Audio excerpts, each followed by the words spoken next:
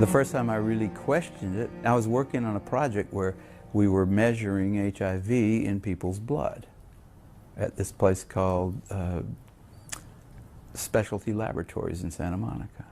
I was just a consultant there. I came in about 3 days a month, and we were working on that. And at some point, we needed to re-up our grant from the NIH to work on that, and I had to write it. And so the first line of that was, HIV is the probable cause of AIDS. And I wrote that, and then I said, well, I need a paper, some kind of scientific paper, to reference that statement, because when you make a statement like that, that's like a fact. You need to say, here's how come I know that, right? You put a little 1 if it's the first statement you've made, and then you put down at the bottom of the paper you have a 1, and you say, here's a paper by somebody that describes why that statement's true, right? And so I said, well, what's that? I don't know. Let me think about, what is that paper? Who do I go to for that? And I looked around. I asked a couple of virologists at that company, and they said, no, you don't have to reference. I said, I have to reference that because I don't know where that came from. How do I know that?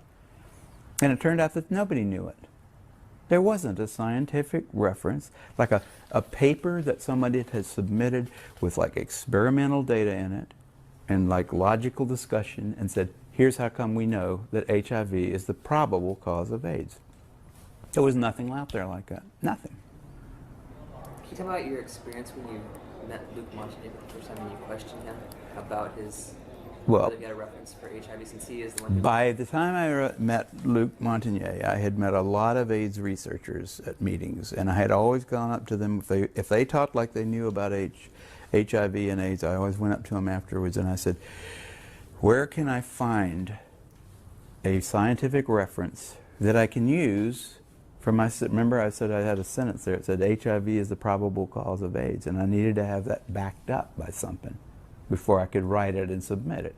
And I went around, I asked a whole lot of people. I said, well, the people, I can't find it. First I looked for it, just in like computer searching kind of stuff like that. But then I said, there's got to be somebody that knows this. You go to experts and ask them.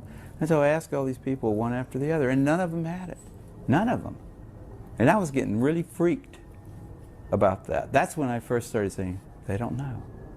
Nobody really knows. This whole thing is a big sham. It's ridiculous. But then finally Montagnier came to there was a special little seminar down in San Diego where an old friend of Robert Gallo's, Flossie Wong-Stahl, was opening up a Department of AIDS research down in San Diego. They had lots of money involved, federal money, and they had Montagnier come there and give a talk. And after that, they had a little wine and cheese thing, and I went over to Montagnier afterwards, and I said, Dr. Montagnier, I can't find a reference. I can't find a reference to go with the statement, HIV is the probable cause of AIDS. I'm sure you can help me. And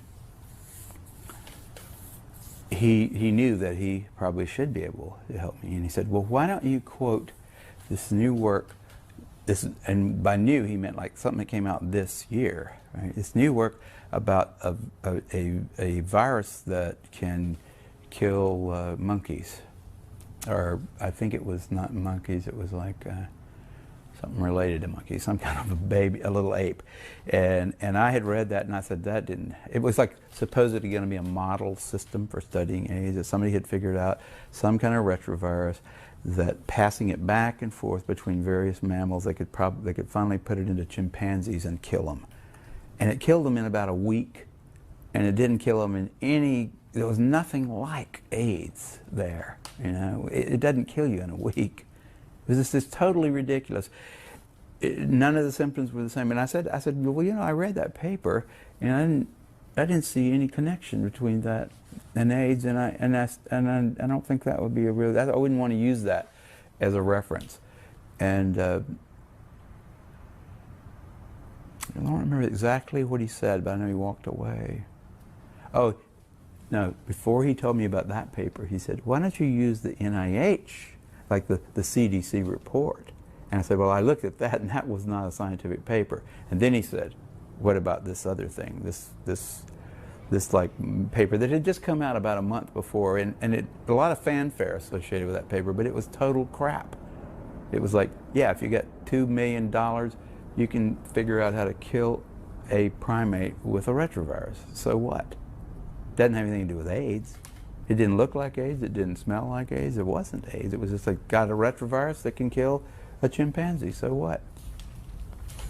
So I didn't get any more out of him. He walked away after that. And the people standing around, by the way, who were his colleagues there, looked at him like they were thinking he should come up with a better answer than that. But he couldn't, and he just turned around and walked away. I really thought he'd have an answer. I really did. I mean, that was my last, I was right at the edge of my faith in the system, but I thought Montagnier will know why he thinks HIV causes it, and he'll tell me. He'll say, because of this study, you know, but he didn't have that. None of those guys have that, and that's why they're so weird, you know. That's why they don't want dissent. They don't want people like me walking up and asking them those kind of questions, and they're willing to like go to great lengths to prevent that. They're out on a limb. I wouldn't want to be there with them.